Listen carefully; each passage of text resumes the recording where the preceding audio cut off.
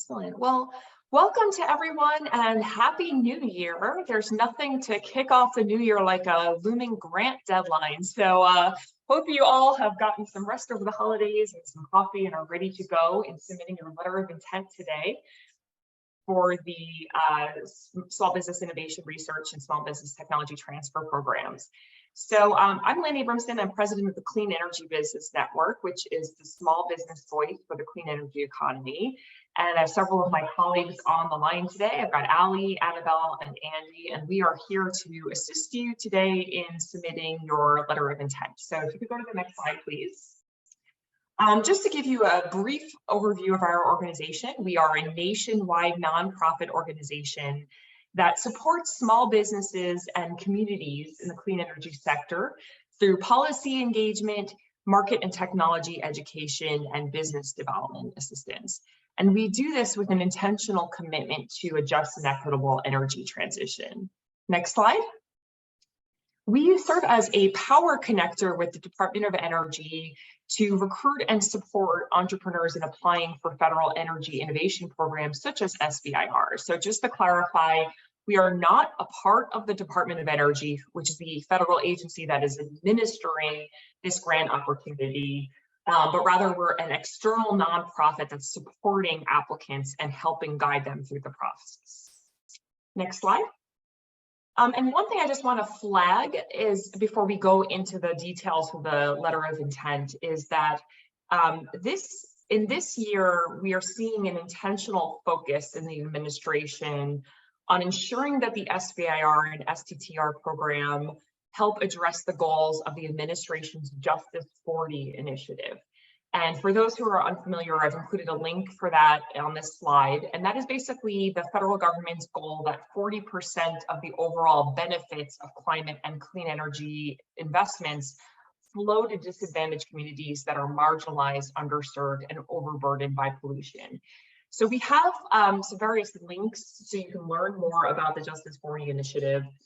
And there are no set-asides within the SBIR program for disadvantaged communities, but there is an intentional effort on trying to recruit and support applicants from these communities, and particularly first-time applicants, including female and minority-owned businesses.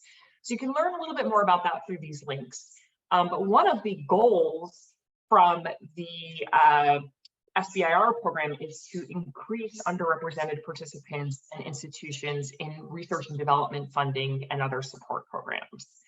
So go on to the next slide, please. Great. So we're going to start with an overview of what SBIR and STTR are. And the letter of intent is due today. We're going to go over some key deadlines, some basic information about where to find materials and submit your letter of intent. We're going to keep this very high level and kind of working from the assumption that the copy of the slide deck will be provided. And we're going to work from the assumption that some of the people on the call today are first-time applicants and are not very familiar with this process. So we're going to, make sure that this is really the 101 guidance, but we're also going to be available and have a lot of time available for any questions you may have. And I just wanted to note that actually, in addition to our staff, it looks like one of our fellow power connectors, which is ADL Ventures based in California, has joined us. And I believe Oliver, there you are, Oliver. Thank you for joining us. Do you want to quickly introduce your organization before we get into SBIR? Sure, yeah, I'll be very brief. ADL Ventures, another power connector supporting on this prize. We're doing a lot of work with companies in a bunch of different sectors, but we're excited to be helping out in these solar and water power areas for this. But if you have any questions about us or what we do, feel free to reach out to me directly. Great. Well, thank you so much for joining us. So we're going to just start now with this brief overview of SBIR, STTR, and the letter of intent that's due today, and then we'll take your questions. So just as a review, presumably you've seen the grant, the grant FOA, and you are responding to that. So hopefully you're somewhat familiar, but just to clarify some of the acronyms that you'll see in use in this slide deck.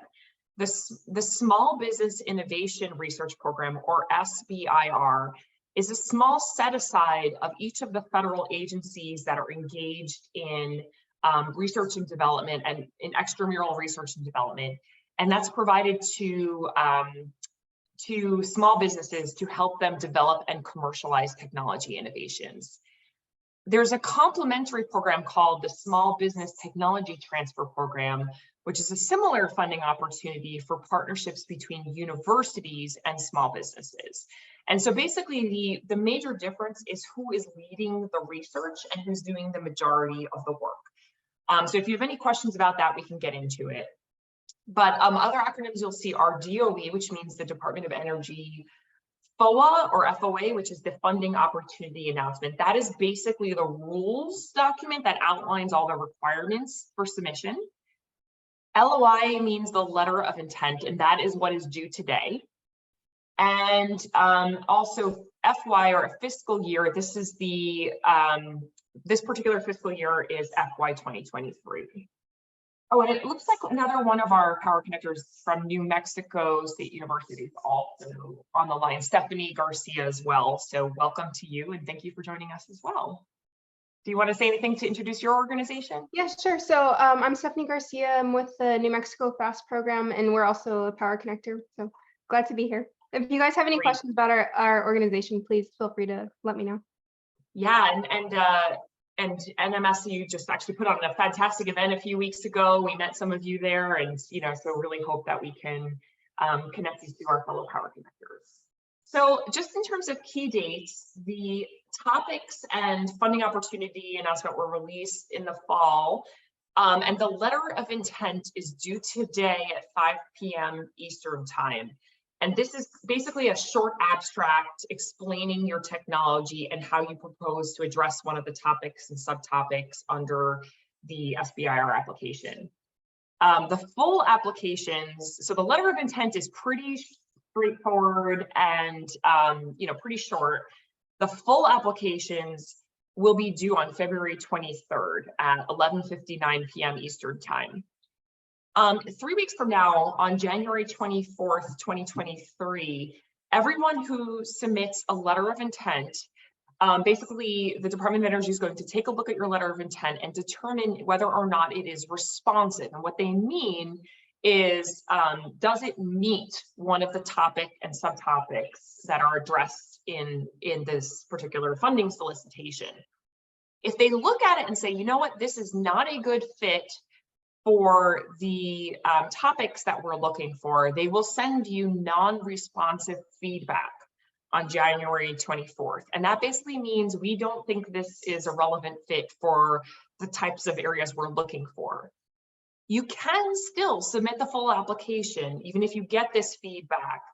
But if you're going to do so, you should very carefully address why you feel it is responsive to the topic and subtopic. And you should be really honest with yourself, make sure you're not wasting your time on the full application unless you truly believe you're a very, very good fit for the topic and subtopic. And we'll go over in a moment how to determine if that's the case.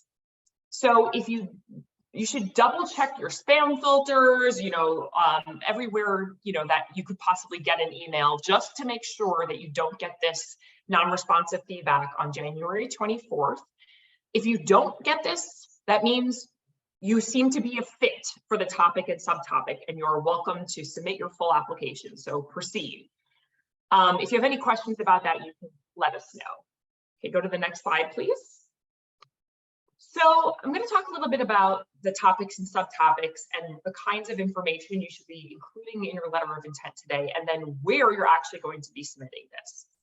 So if you go to, so I've included a link here, and we will be circulating these slides right after this call. My colleagues will also be pasting some of these links in the chat during the webinar. But there is a list of topics for this year's funding solicitation.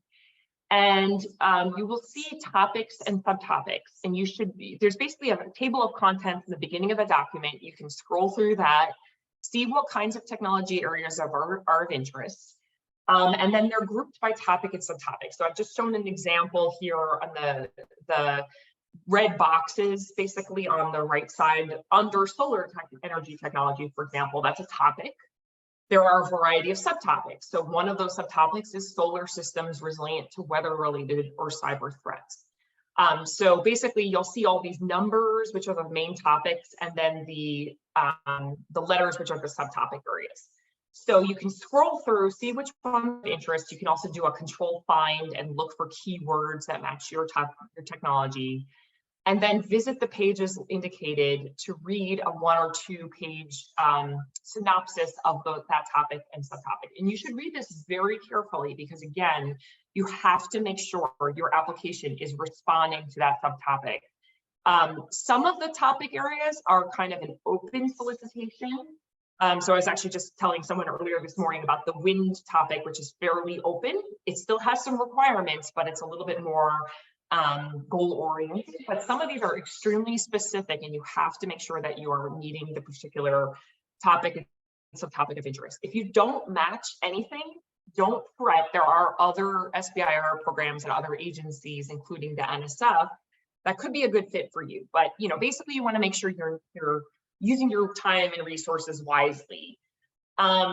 So, and I see the question, which topics are open? You really have to just look through the list. There's a few pages in the beginning of the document, and it's pretty clear. If you look through, they will say very specific types of terms such as these, or they'll say open topic.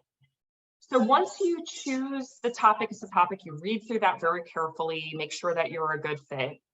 And then there's a separate rules document. This is the funding opportunity announcement document. We have a link to that as well. And for today, you should really, in particular, concentrate on the letter of intent and the requirements there. Most of those requirements are addressed on pages 25 and pages 74 to 76. Hopefully you've already reviewed these rules by now. You should make sure that you're familiar with this before you even submit that letter of intent. You want to make sure that you're going to go forward with this. This is going to be a good grant opportunity for you, but this is where you want to concentrate your efforts today. So page 25 specifically details some of the requirements for the FOA. It should be up to 500 words and up to 2 pages, and it should describe your technology and application in sufficient depth to determine whether or not it's going to be responsive to the topic and subtopic. So you want to really, look at the words in the topic document very carefully and make sure you're addressing those requirements. And I saw a question in the chat about letters of intent. Yes. If you look at the applicant resources, and we've included a link to that as well, on the left side, you will see links to a whole variety of useful resources, including a sample letter of intent. And this is just to give you a rough idea of what that should look like. Next slide, please. And then the other big question is, where do you submit the letter of intent? And so you're going to, over the course of the SBIR application, become familiar with 2 major systems, which is grants.gov and PAMS. But as far as the letter of intent, you're going to be submitting that on PAMS. We've included the link from that. And then if you look at the DOE instructions in the FOA, basically they outline the steps you have to log in. You search for the current FOA, and we've included the number of this FOA that you should be searching for. You click on submit letter of intent. You select the principal investigator, and then you upload the letter of intent. Now, this looks like a simple 5-step process, but one thing that's very important to know is you have to get into PAMS. You have to register yourself and your entity in PAMS. So if you have not yet done so, I suggest that after this call, that is the first thing you do, because you could spend all the time in the world drafting the most perfect and well-written letter of intent, but if you can't get into the system to submit it, you're going to be in trouble. So if you've not yet registered in PAMS, I would say immediately after this call, go in there, start registering yourself. You're going to have to register the entity you're associated with. It's not that hard, but you may get tripped up on a particular step and realize you have a question. And so what I would say is that we're going to give you several times the places where you can get help. But you listed on this slide the PAMS Customer Support Center. If you get stuck and you have a question, immediately contact them. So this way you can get all your questions in early today while you continue to perfect your letter of intent, and then you can get back into the system and get ready to submit. So I would urge you I know I've said this a few times, but do this first, get all your technical questions answered, make sure you're ready to go. So then you can concentrate the rest of the day on just perfecting your letter of intent. Next slide. Okay, so again, these are all the links for where you can ask questions. You can definitely feel free to reach out to us with questions, but I would also suggest, particularly given that we are at the deadline today, you at least be copying these other entities, because these are the official sources of support. So for PAMS, there is an email and a toll-free number you can call. If you have any questions regarding the actual application, the SBIR program itself, so for example, like you're just not sure of a particular item it's requesting of you, there is a SBIR help desk as well. Also, if you're looking in the topics document, if you have technical questions relating to the topics, like for example, there's a cybersecurity topic and you have a really niche technical question, there are contacts listed in that document, experts at the Department of Energy whom you can ask those questions. And then this is going to be more relevant to when you get to submitting the full application, but there's also a grant stock of customer support. So basically, whichever system you are stuck in, there is a source of technical support. I would urge you to not only get in these systems early, but screenshot any challenges you have and send that along with your questions, because that will help people respond to you quickly. And definitely feel free to email our staff as well. You know, we are going to be here and available all day to support you and can help get you to the right place if you're struggling with one of these steps. So now I'm going to just, let's see, I think maybe we should pause. Let me just see if there's any technical questions before.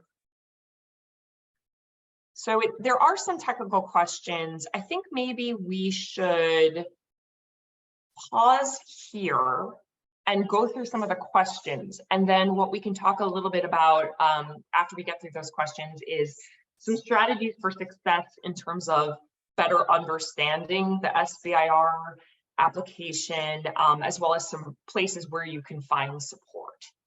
But I would urge anyone who wants to ask a question, I see some are in the chat, so I'm going to start to go through those, but you can also feel free to unmute yourself and just chime in at any point. Okay, so some of the questions I see. I saw a question from Pamela. This is a great question. Are there any African-American power connectors? There are. We can send some contact information for some of our colleagues that are African-American-led power connectors. I don't believe any of the power connectors that are supporting the LOI are principally African-American-led, but they do have African-American staff. And this is actually an area where the Department of Energy has been looking to recruit more power connectors from a broader demographic set, because there's a great understanding that it's important to make sure that the people providing technical support also reflect the communities with whom they are working.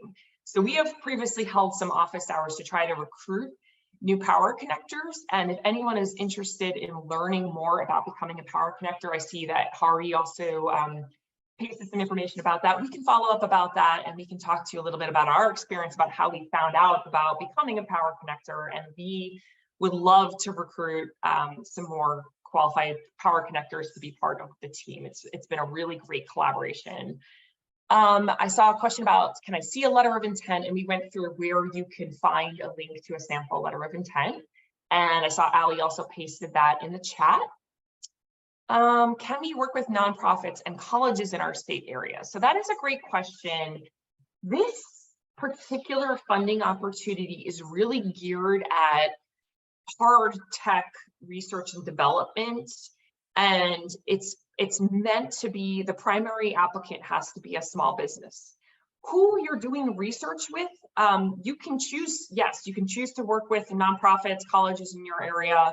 There are some requirements on the percent of work. The majority of work has to be done by the small business. And I believe in phase one, it's something like 2/3 of the research has to be done by the small business. And that is outlined in the rules.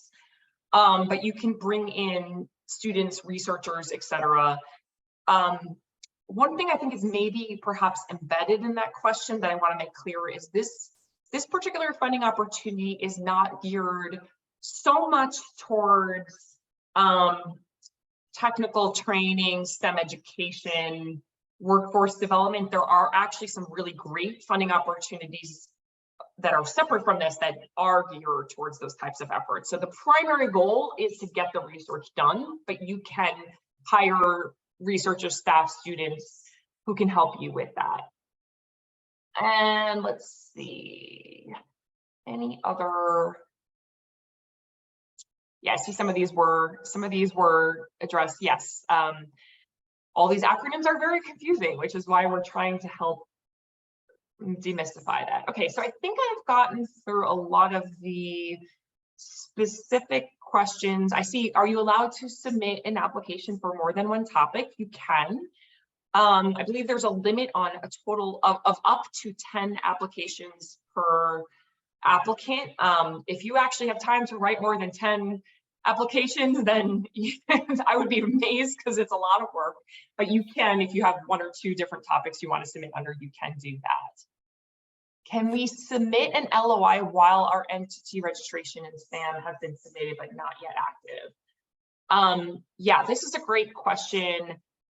Technically you can, but I actually, this has been a challenge for a lot of folks. You can submit the letter of intent. Ideally, you have to have that UEI number, that SAM registration completed by the time you submit the full application. But I'm curious from the power connectors on the call, because there are places where it can ask you to input your UEI. Have you got any advice for anyone who is still waiting on their SAM registration to make sure that they get their letter of intent in today?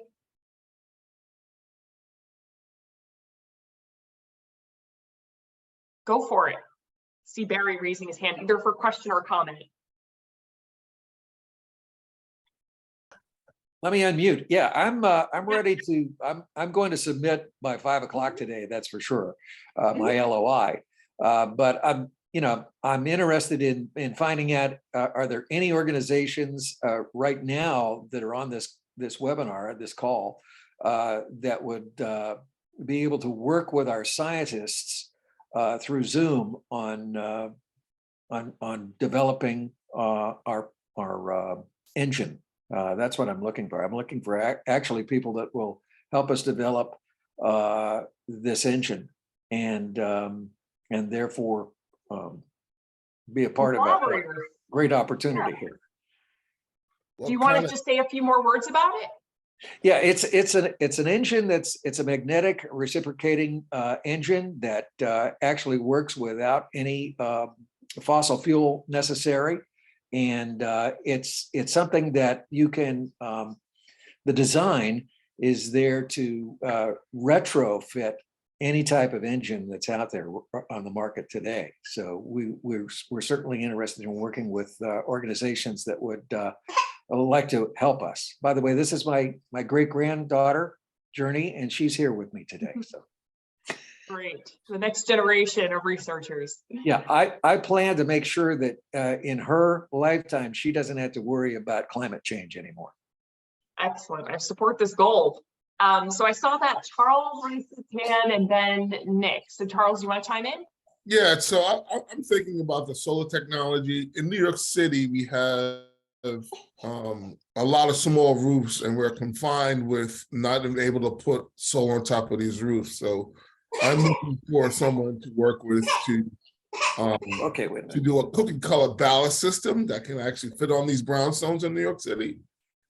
That's where I see, is that a letter of like an intent to kind of look at that kind of technology that would help us put more solar up? Yeah, you'll have to look at the topics and the solar. So you do want to look, let me just double check this section that's in.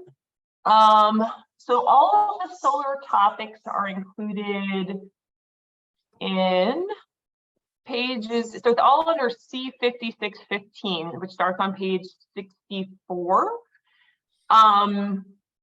It's, I can't provide specific feedback on anyone's application and whether or not it's going to be responsive, but I would say look at those topics and see if you see something that's a really good fit. And if so, definitely, submit the letter of intent. You'll get feedback on whether or not you'll get feedback if it's not responsive. And if you don't see something that's a good fit, don't freak out, because there's going to be tons of other funding opportunities. It's one of the things I've been telling a lot of prospective applicants is see if this is the right thing for you. And if it's not, that's okay. There will be other things. Okay, thank you. So, yeah, of course. So Nick, I think you had a question. Yeah, thanks, Nick, American Perovskites. We're looking at some innovations around material characterizations for perovskite solar cells. Anyway, I had asked the question about the sam.gov, and you were doing a very good job of answering, and you asked the audience if anyone could help me. So basically, I submitted my registration, and it's not yet active. Right. So if there is someone here that I can talk to after this call to, address this, that'd be great, because we have the LOI. Yeah. So that is a common thing. A lot of people apply for it, and you have to have the SAM registration before the full application. You can submit the letter of intent, but I guess I'm curious if you've gone into PAM and if you've run into any issues. Yeah, I believe there's a place that asks for it. Yeah. Yeah, I have our EUI, and I actually haven't hit a road. I haven't quite hit a roadblock yet because I haven't, to be honest, tried. So I will try after this. So yeah, you should be able to do it. But I would say right after this call, go into PAM, because you should be allowed to do it. There is a place that asks for UEI. So if you run into any roadblocks there, take screenshots, send it to the PAM support email, but definitely CC us as well, because this is something that, we've run into many times, and generally speaking, people can submit the LOI, but if you run into any difficulty, we want to know so we can help you resolve that. Okay, sounds good. It sounds like you said you were saying Pam, or you mean Sam, right? Sam. Okay, it sounded like you said Pam. Yeah, there are so many acronyms. I agree. Yeah. It's insane. Okay, great, thanks. Great. And then I see Dr. J. Hayes has a question. Yeah, I just got a real quick. It's probably basic, but the only question I have is for the PDF, because I'm looking at the PAM's portal. But for the PDF, do we have to write the project title, the topic number, and all of those things on the PDF that we have to submit, or we just write the technical abstract? I know I put in the chat, but I want to just explain. Like the sample one just has the 2 paragraphs, but but do we just submit it as a 2 paragraphs, or do we have to write everything, like the project title and all of that things, as well as the technical abstract? Yeah. So there, when you go into the PAMs to submit it, it's going to ask you for all of the, the details about who is the entity performing the work, the project title, all of that. So I don't believe you need to include those details on the technical abstract. I don't think it can hurt you unless you're getting into the word limits. Okay. Okay. That was all. Yeah. I see some questions coming up in the chat. And if I missed anybody's question, feel free to, it looks like a lot of my colleagues are responding as well, but definitely feel free to unmute. I see a question, this is an interesting one, about whether you can submit the letter of intent under a particular subcontractor. So I guess my question, so this is from Philip. So there's 2 different ways I could read this question. So Philip, are you going to be the principal investigator, or is it subcontractor? I'm the principal investigator. Okay. And we're basically going to max out the sub-award amounts over 2 subcontractors.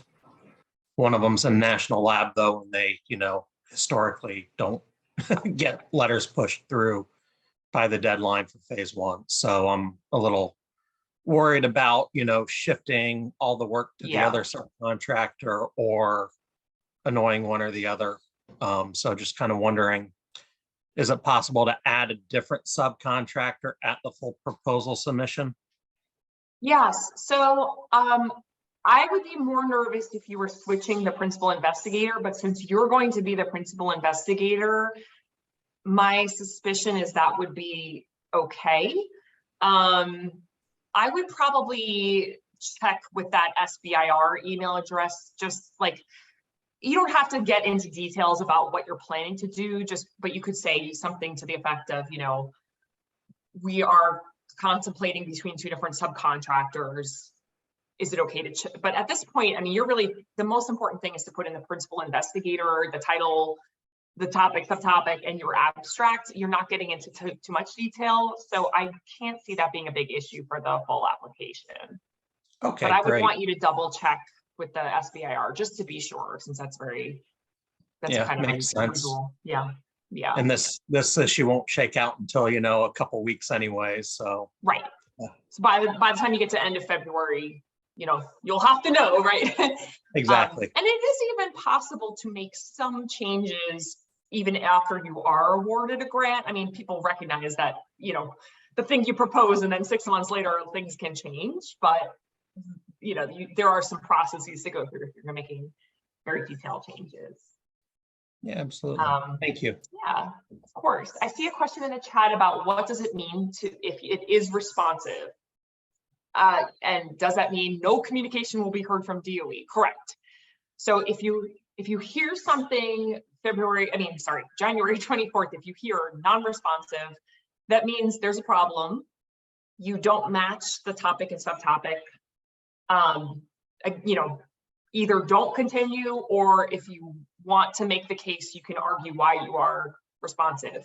If you hear nothing, good news, assume that you are responsive, but do check your spam and junk folders. Just make sure that, you know, that if you're, especially if you're not sure, if you've done a good job being responsive, you know, make sure you check all the places to see if anything has been sent.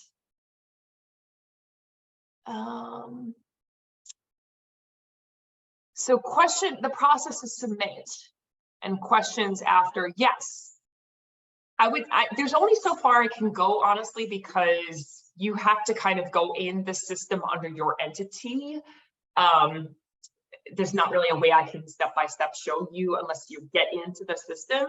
But what I would say is please do go into Pam's right after this, you know, get all registered and everything. And then if you're having any problems along the way, screenshot that, reach out to us and reach out to the PAM support desk, and we'll make sure that you get a response quickly. Okay. Is SBIR funding compatible with work done through a joint development agency with a large business?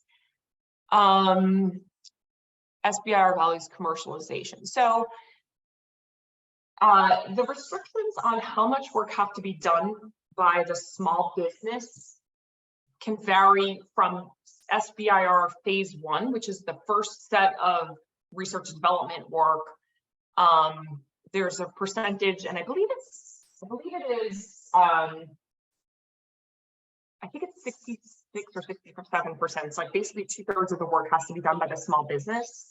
Then as you progress into phase 2, you can, you know, the idea is you do want to try to commercialize the technology, and so you can start to shift more towards other research partners, and there are some specific rules about this in the FOA. I can try to pull this up while we're addressing other questions. There's also a fast track program, which is not something they've offered every year, but they have listed this year.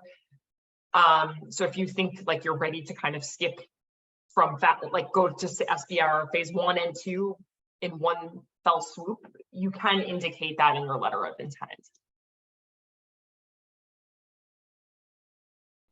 Okay, so I want to stop there. Nick, I see you still have your hand raised. Did we answer your question, or do you have another one?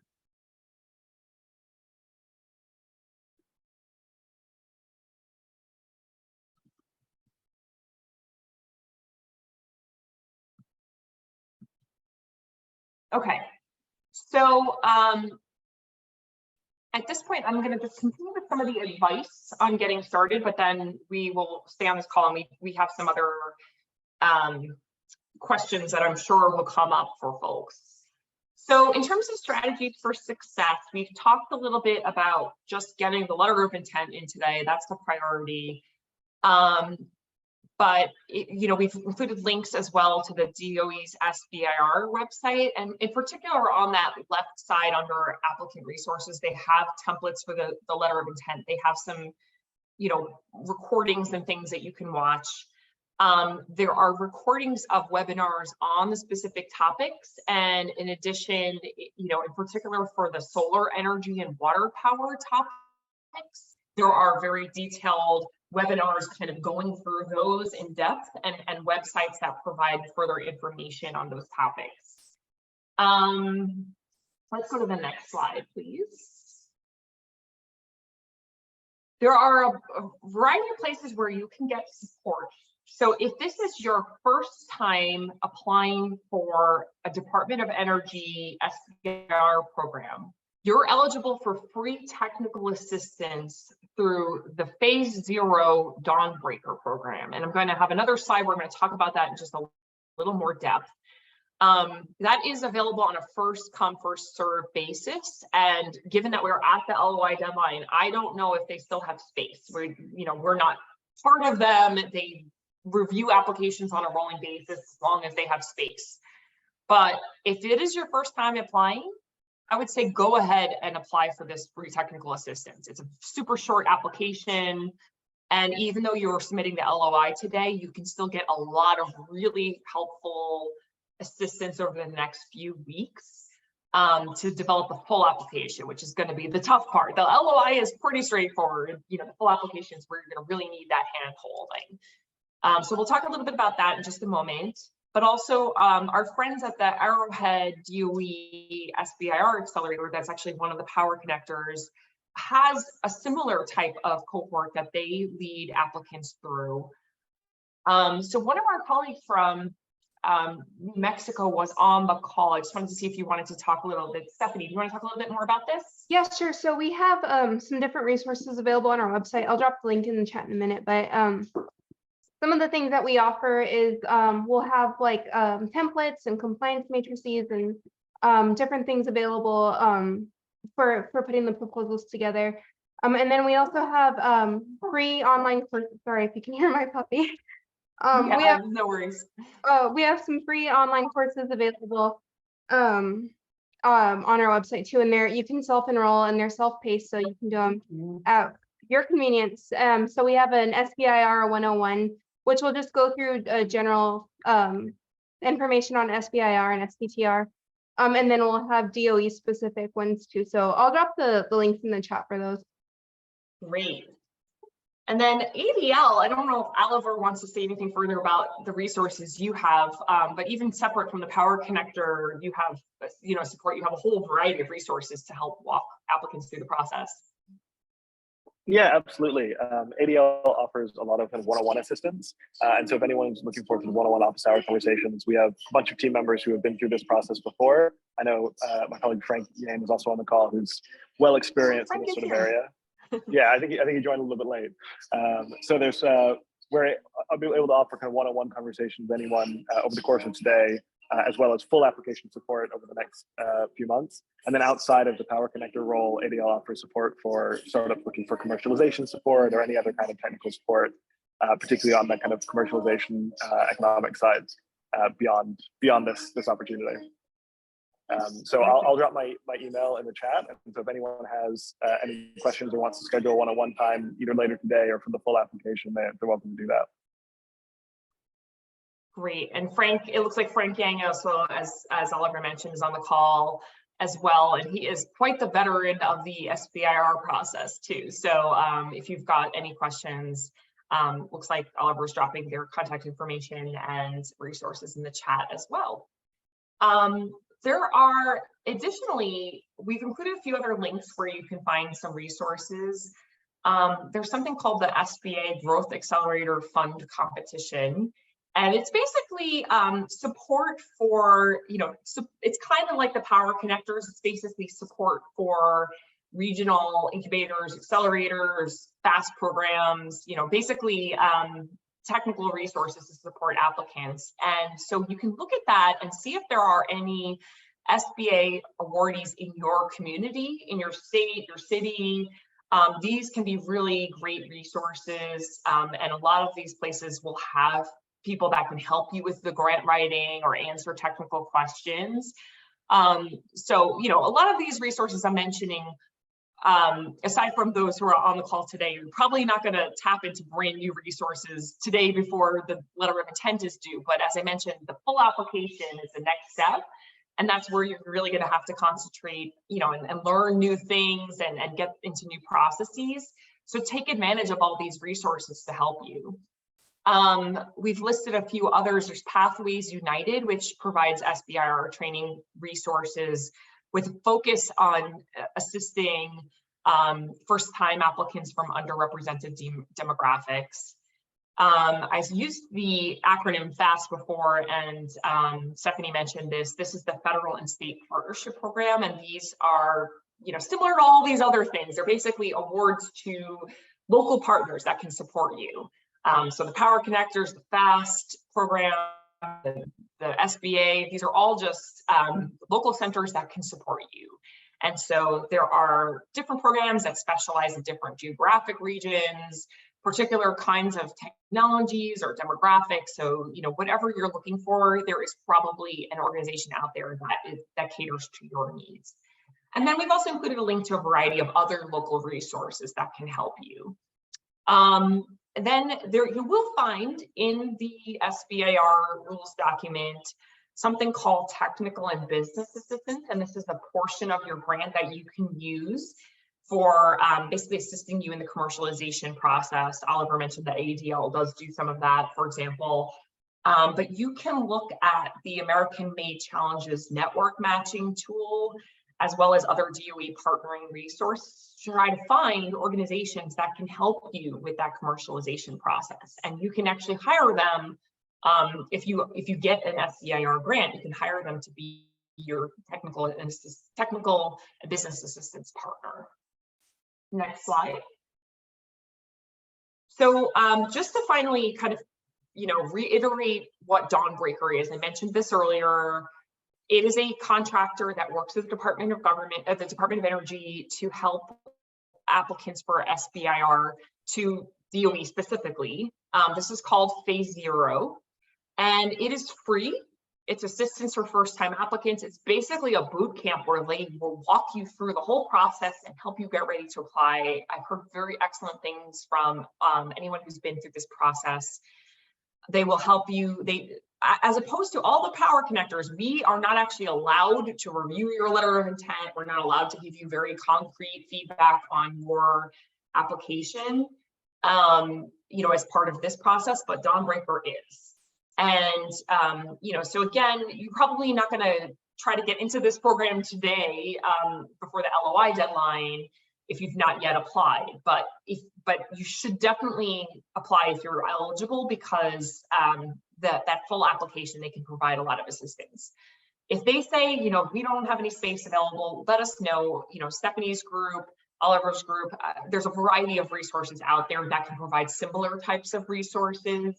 They all have their own programs, and so there are some resources out there even if Dawnbreaker has run out of space. So we've included the link where you can learn more about that. I would also say, even if you have applied before or you do not get into this program, they have a ton of really helpful webinars where they actually will go through step-by-step screen sharing the application process. I mentioned somebody earlier was asking, can we go through the whole LOI submission? They actually do some of that on their website. So I would encourage you to look at those videos. Do we have any other slides? I think yes, we do have. So these are the power connectors I mentioned earlier. We've got the contact information for the power connectors who are working to support teams on this particular funding application. So you can reach out to any of these groups if you've got questions today or later in the process. And next slide, there are some events coming up. So right after this call, in about 13 minutes, there is a webinar from one of our Power Connector partners. I'm trying to recall, was this, maybe one of my colleagues can remind me if this was UACI that is doing this on the legal process and data rights. And so this is going to be, you know, not really relevant to the LOI specifically, but for just the entire, you know, IP protection, what are some of the legal considerations in the overall SBIR program? Really, really helpful advice. And so we encourage you to check that out. And then throughout this month, our partners at all the various Power Connectors are producing events to help you get ready for the full application. So you'll see these dates here. And then we will be doing a final office hours right before the full application is due in February, just to kind of answer any last minute questions that folks have that day. So I wanted to stop there and see if there are any other questions or topics we didn't get to that we should address while we have you all on the call. So feel free to just unmute yourselves, raise your hand, or jump in.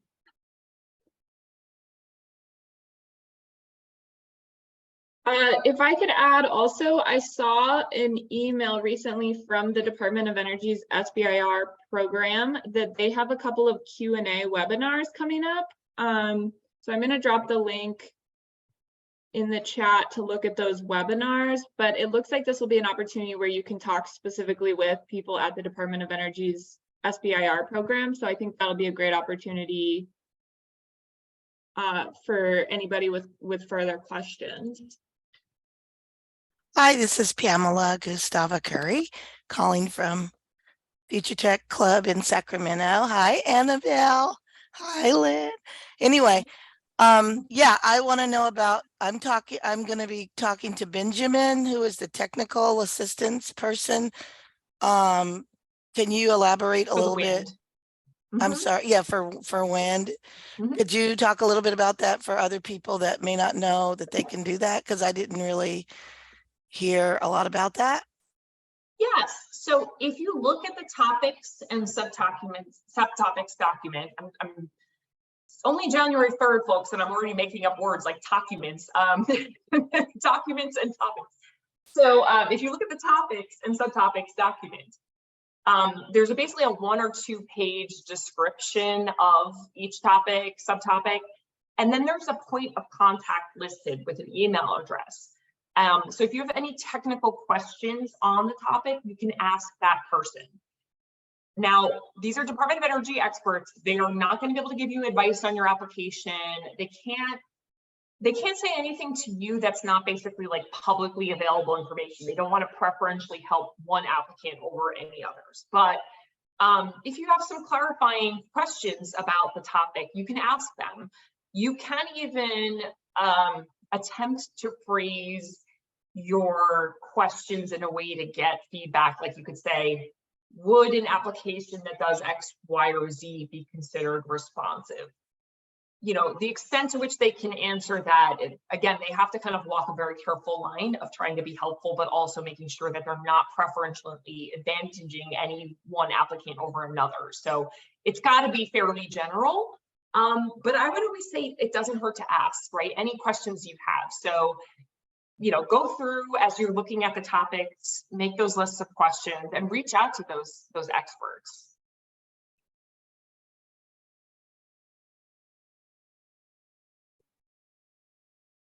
Lynn, good morning. Yeah, good morning. My name Hi. is Philippe Hartley. I'm with CleanFi in Los Angeles. We're a software platform for financing projects. And you were kind enough last week to answer a question quite thoroughly, and I very much appreciated your doing so. In that answer, in which I asked whether you felt that we would qualify, or it was even worth developing an LOI, you had said that we should look at topics and see if we can find ourselves in any of the topics. Yes. I have done so, but it still remains fairly general, those lists. I mean, in terms of, it's difficult for us to find ourselves exactly within it. obviously. Mm. You said earlier in this presentation that if one doesn't find oneself in those topics, then not to worry, there'll be plenty of other opportunities. I guess I'm looking for some of those other opportunities Yeah. and wondering where I can find a supportive grant environment Yeah. for what we do. Absolutely. Andy, can you go back to the slide that has our funding database and other resources? Is this it? No, where do we have that? Let me double check. Well, maybe I can screen share. I will actually show you our funding database and some other resources. So we have a completely free database of federal, state, private sector funding opportunities in clean energy. This is something that we curate, on a weekly basis, going through and looking at a variety of resources. I'm going to share my screen.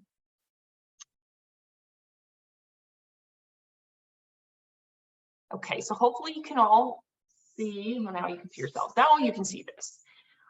So this is our funding database, which you can, just visit our website, CEBN.org, and you'll see it right there at the top. We've featured about $6 billion in funding opportunities across, almost 500 different opportunities since we first launched this.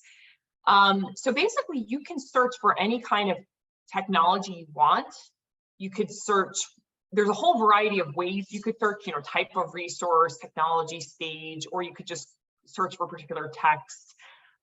You can keep it as general or as specific as you want. So let's say I want to look for efficiency and, some of the types of things we have are, we also have some tags in addition to technology focus areas. We have things like community-based and diversity inclusion. So these are programs that are geared more towards helping to support communities deploying or accessing clean energy. But let's just say we want to look for efficiency, right? So you can search for this, and it's going to show you things sorted by deadline. Okay, so the sooner deadlines are listed first, and then going all the way, you'll see some things that are going to be listed. Somebody was keen enough to notice the other day we had things listed as being due in like 2100, and that just means it's an ongoing opportunity, that you can apply for. So we make it really easy for you to just go through and search for opportunities. And I will say that I know it can feel like you're searching for a needle in a haystack, but that's part of why we do this. I won't say this is a completely exhaustive list of everything that exists, but it is pretty thorough. And so it's a really good starting point. And once you start navigating this, it'll help you actually just get to know and identify other resources where you look more intentionally. And we will be doing events throughout the year. If you're on our newsletter list, which you should be now that you've registered for today's event, we put out information on a weekly basis in our newsletter about funding opportunities. There is a ton of money coming out of the bipartisan infrastructure law and the Inflation Reduction Act, just really unprecedented levels of investment in clean energy and climate right now. So if the thing that you want, I would say, I'm always telling people, write the proposal for what you want to do and look for the funding opportunity that matches it. If you really are trying to fit yourselves into a narrow box and, try to be something you're not, it's not going to be a good fit for you. So there are resources out there, use this resource to help navigate, and we will be doing events, throughout the year, putting things in our newsletter and just constantly promoting what comes out. So I hope that gives you a little bit of hope. I know it is hard, and it's hard to, when you need money now to get your business going. But I am more optimistic than I've been in years, just given the level of investment that we're seeing. So hopefully that helps. Yes, thank you, Lynn. That's very helpful. Mm-hmm. By the way, I came in late. I apologize, but I gather we will get a copy of this webinar so that we can actually hit Yes. those links. Okay. Yes, we're going to send all of that right after this webinar. Thank you. Hello, this is Ed Weinberg. Can you hear me? Hi, Ed. Good to see you. Yeah. Good morning. Yes, I'm late too. And sorry if the question I asked has already been covered. I was late No because I worries. just submitted my 4th LOI to the SBIR phase 1. And so I had a question based on that. One of my subs who would have liked to have been the PI, but he wasn't registered in PAMS. So I defaulted and became the PI. My question is, I've already done the Dawnbreaker services from a previous submittal, but he hasn't. As a sub, is he eligible for Dawnbreaker? I don't believe so. I think he'd have to be the PI? prime, but Yeah. I question if it actually would be preferential for him to be the prime. It's not too late. I mean, did you already submit it? Okay, Or... and that was my other question. Yeah. Could we just switch him up to do the full application as the prime? Have you already submitted the LOI or no? Yes. Okay. I am not, so this actually goes back to a question we had earlier, which we had someone earlier asking, could he switch a subcontractor if he's the prime? And I think that would be fairly doable. To me, changing the prime could be harder. I don't know if it's possible. So what I would say is email the general SBIR help desk, and maybe one of my colleagues, we have that on one of the slides, but maybe one of my colleagues could just drop that SBIR help desk email in the chat and ask them if you can switch the prime applicant. There are some sections in the rules that kind of talk about, you know, if you submit multiple versions of something, the latest version will be the one that's deemed, you know, the submission. I almost wonder if I wonder if it's possible for you to just try to get him registered in PAMS today and submit the LOI under that person's company today. You know, the PAMS registration, it's not that crazy, right? Like they really could do it today. So Charles is laughing at me. I don't know. Yeah, because you know the past information of the webinar said, you know, expect like a week or do it, you know, a week in advance. And I guess that was more to avoid the crunch of everyone trying to sign up the last day. What I would say is just start, like, it's not going to hurt to get them registered in PAMS. So start registering them in PAMS right away. And in the meantime, reach out to the help desk and ask what is possible. So if you can actually get the PAMS done today, then maybe you could submit the LOI, resubmit it under this person. Yeah. And you can also ask about the possibility of changing it for the full application. But the whole question about, yeah, I feel like you'd have to demonstrate formally that the application has been transferred to this first-time applicant in order to be eligible for Dawnbreaker. So there's several steps of the question here, but I think the first step is, okay, who's going to submit the LOI? You know, like, is there a way to transfer it to this other person? And if not, can you transfer the full application to them? Right. Thanks. And then the other question is, since I have 4 in, I could get started on the full application for each one of them, right? Without waiting for any feedback as far as non-responsiveness. Absolutely, yeah. And I would say I don't recommend people necessarily wait to hear on the non-responsiveness, because that is going to be 3 weeks from now and you want to get going on the application. But I would say, like, in the meantime, I think that's more if you're really not sure, if you kind of are submitting the LOI and thinking, this is a stretch, I'm not sure if I'm being responsive, that's where you want to be really, you know, diligently checking your email on January 24th. But there's a lot of things you can get going on in the meantime. It can't hurt. Thank you, Oliver. And I know folks have to jump, we're at the hour. I'll stay on just another minute in case there's any other questions. It can't hurt to start your application because it is going to be a lot of work, and especially there's all these, budget tables and all these questions that are very technical, that it really can't hurt to get going on all that stuff as soon as possible so that you know what you don't know and you can get help on those things sooner than later. All right. Thank you so much. Yeah. Any other questions here, or I know Oliver just jumped, but from Frank, from Stephanie, any of the other experts on this call? I think we also had somebody join, who might have jumped off, who had been providing some technical assistance as sort of like a private contractor folks. But basically, is there anything else that anyone, any of our Power Connector friends would like to advise that I haven't yet said? I just got a question about submitting the letter of intent. I'm gonna put in the chat again the specific instructions that the DOE, they have an instructions document.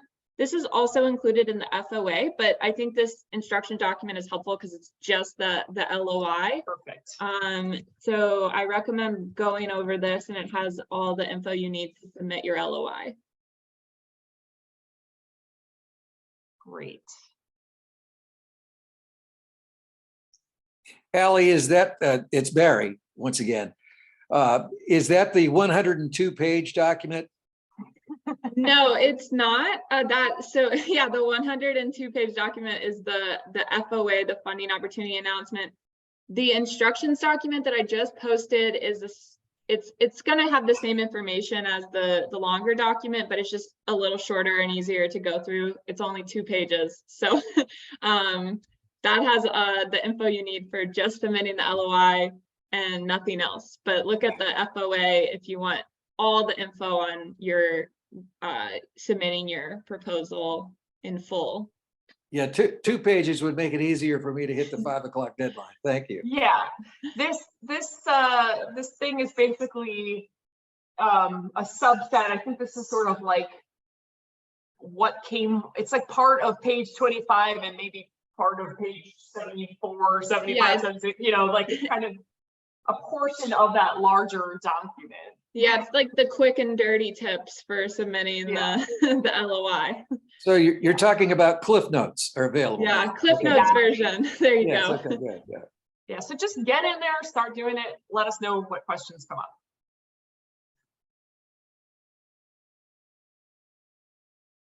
All right, well, I'll let you all get to work submitting your LOIs. Good luck. You can do this. Reach out to us again. If you've got any questions, we'll try to get you to the right people, but make liberal use of our contact information and all those help desks that we shared with you. Screenshot, ask your questions early. You can do this. And good luck to everyone. We look forward to seeing your innovations. Thank you all so much. Happy New Year to everybody. Happy New Year. Happy New Thank Year, you. everybody. Thank you.